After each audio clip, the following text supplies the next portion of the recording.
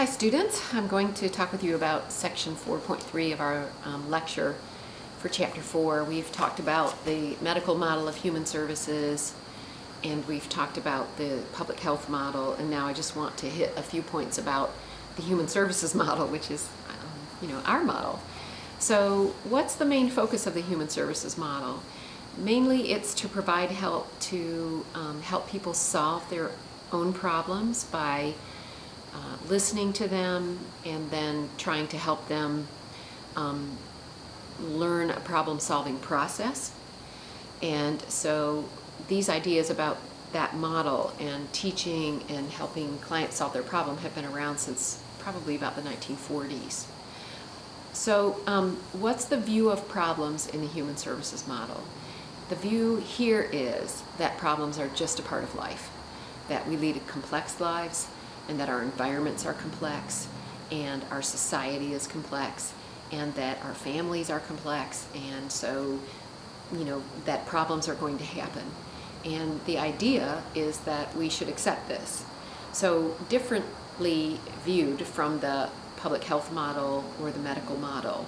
If you remember those two, it was thought in the medical model that problems were the source of problems was kind of like a disease model. And in the public health model, the idea about problems was that they were sort of part of society and needed to be approached in that way. So the view of problems is that they're just a regular part of human existence and that they should be expected in human life. And so let's see, this model also looks at problems in the context of the environment that a client lives within.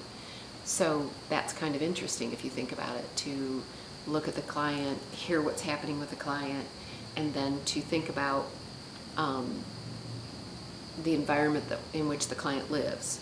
Is the client in a, living in an urban area, in a wealthy neighborhood? Is the client in an urban area in a particular neighborhood that has culture attached to it? Is the client living with an extended family? Is that extended family helpful? Those are kinds of things that we're wanting to sort of key into when a client talks to us about their lives.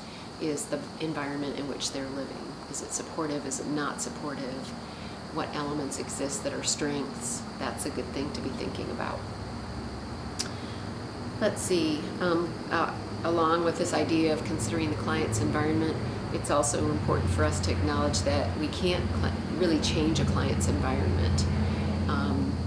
The environment is likely to stay the same, and so the only thing the client can do is to alter his or her behaviors, his or her choices, his or her plans. And of course, I tend to think that a client is a part of a system. And so if the client changes, then that's going to bump the system a little bit, whether that system is a family or a workplace environment or a peer group. I tend to also think about it that way, that, well, we can't change the system or the environment for a client. When the client starts to change, I think we should help the client understand that the system in which they live is going to feel that. This is a very true thing to think about if you're considering substance use and abuse and addiction. Those of us who are in this class who understand that a little bit, or some of you understand it a lot, when a person who's using decides to change what happens in their life and how they conduct their life by not using, that's a big change for the environment of the user. Who are considered clients in the human services approach? Well, obviously individuals can be considered a client. A family can be considered a client. You might work in an agency that serves the whole family or tries to do programming to affect something positive in the whole family. Also, communities, neighborhoods in the human services approach can be considered clients too. I'm going to turn the page and find notes. So what's the primary method of treatment in the human services approach? It's problem solving. It's teaching the client to think about a process for solving problems. And it's sort of the opposite of doing impulsive problem solving. And, maybe a part of that is asking the client how they typically approach a problem. What do they do? How do they decide what to do? And what we're wanting to do probably is to teach the client sort of a process approach that might slow things down but helps them think more logically about best actions and outcomes. And so here are some important steps that I jotted down, and I think this is from the new edition of the book when I was reviewing this part of the chapter. It's important always to make a relationship with a client that is collaborative and respectful, and then take time to note, as the client tells his or her story, we should be noting their strengths along the way, things that work well for the client, things that the client has as personality traits that are helpful personality traits. Perhaps the client has habits or trainings from home that could be translated into positive behaviors. So, pretty much every client comes with some positive strengths, and it's our duty, I think, to help the client recognize what those are, and for us to communicate that we notice that the client has positive strengths. So I've said make a relationship with the client is an important step. I've also said that noticing strengths in the client is an important step. The third thing is to note the context in which the client lives. Again, this is that piece that I was talking to you about earlier when I spoke of it as being the environment in which the client lives. Sometimes you'll hear this or read this expressed in our field as the context, and that just means sort of the setting, like in a story almost. If you're in an English class, sometimes they talk about what is the context of this person's situation, and they're really talking about the setting, the external part of an individual. And then lastly, in this stepwise process, I wrote down make attempts to understand the culture of the client.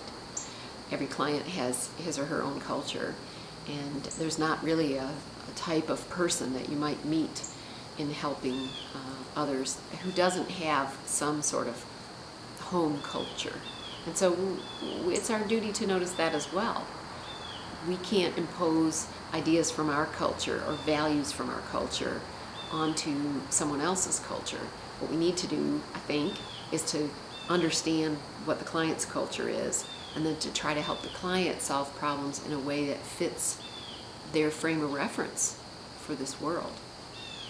All right, here is sort of the problem-solving process. And I have to say, I don't think I was ever taught this until I was in graduate school, or even maybe when I started teaching. So the problem-solving process it's logical. Here's the thing. Step one, identify what the problem is. So this is sometimes referred to as problem definition. And here there's a bit of prioritizing. Sometimes a client will come to me with multiple things going on, and what I have to do is sit down with the client and figure out what's the most important thing here that we should start with. And also, this problem identification means taking time to define the problem pretty clearly and accurately. And so you might even have a piece of paper and sit down with the client and say, okay, so it sounds like this is what's going on, and do I have this right? Let's write this all down. Let me take some notes. You and I take some notes together, or you tell me what to write. And then looking at what's written even and saying, is this the crux of what you're talking about? Does this get to it? So identify the problem clearly. Second thing is to generate possible solutions. What can be done? What are some things that we can think about to do? What are some things that you've thought about doing? Because often when we get a client, they have pretty much, thought about what they should do about a problem, and they have come up short sometimes.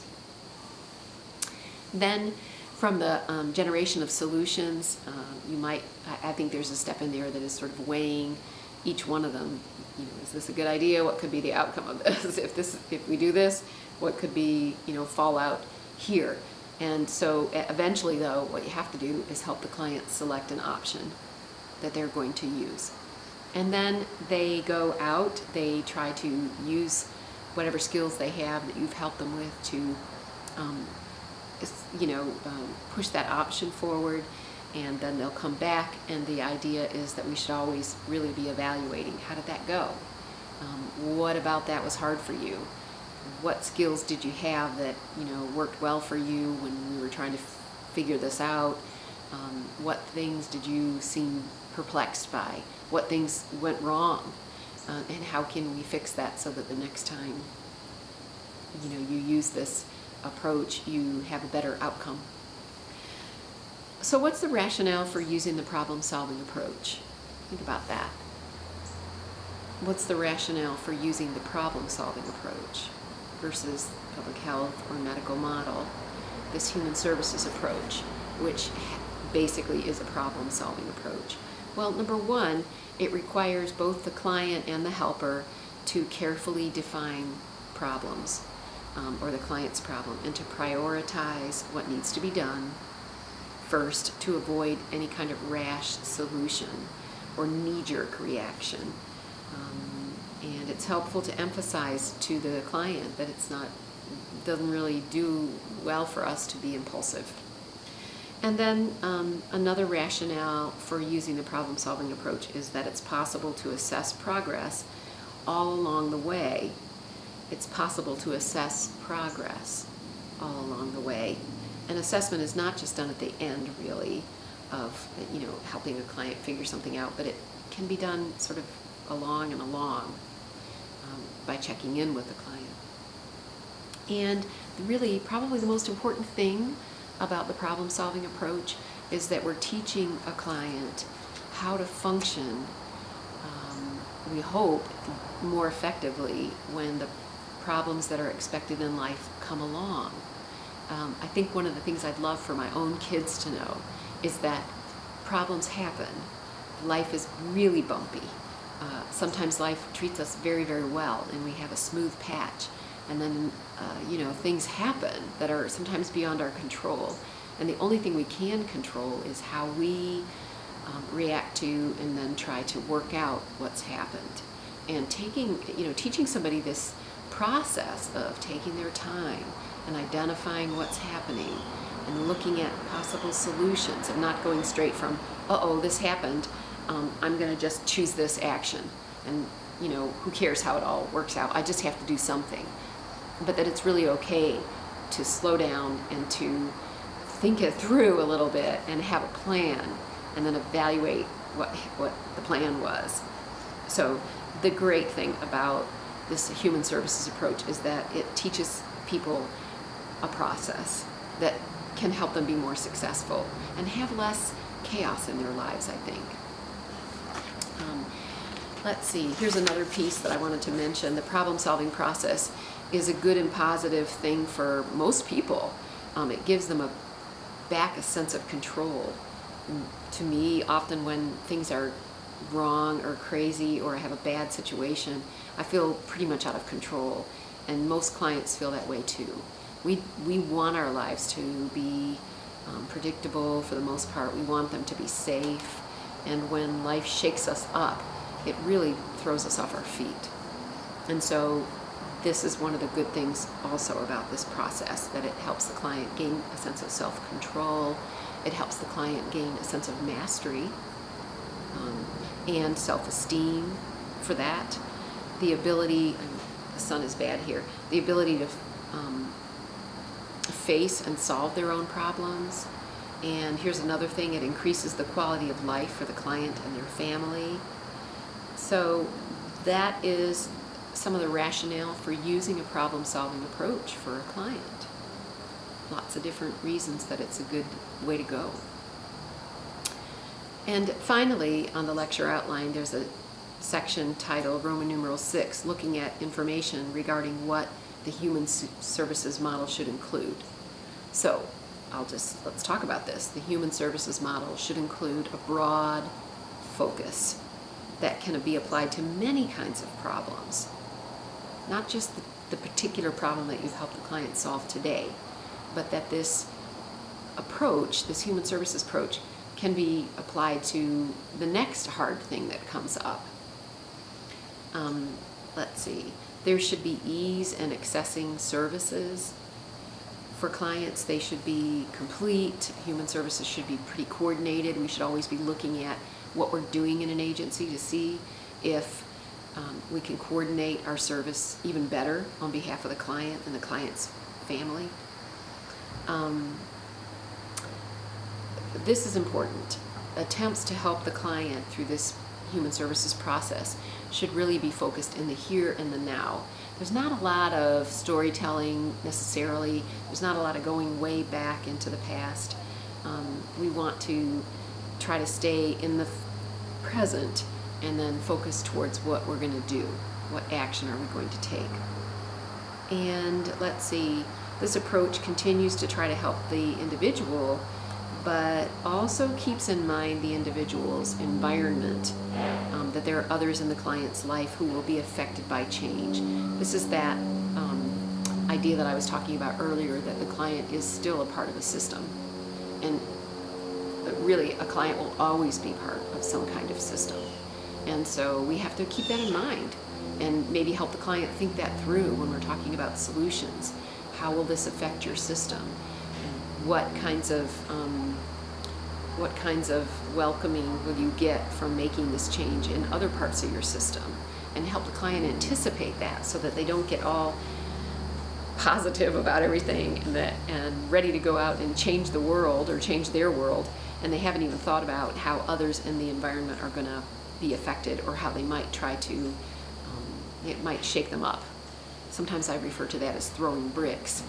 It seems to me sometimes that when we help someone change for the positive, that the people in their environment are so used to maybe things not being the greatest, and that person, our client that is, can sometimes become sort of a scapegoat for the whole system.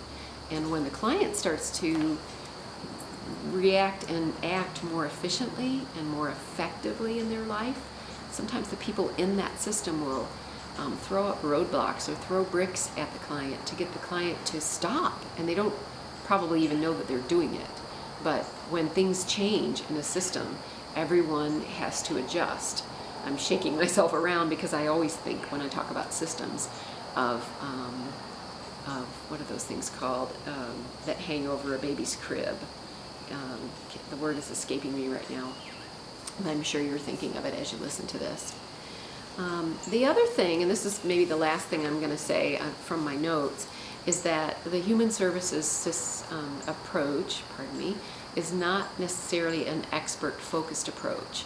And that is one of the ways that it differs from the medical model, is that the medical model really is an expert-oriented approach.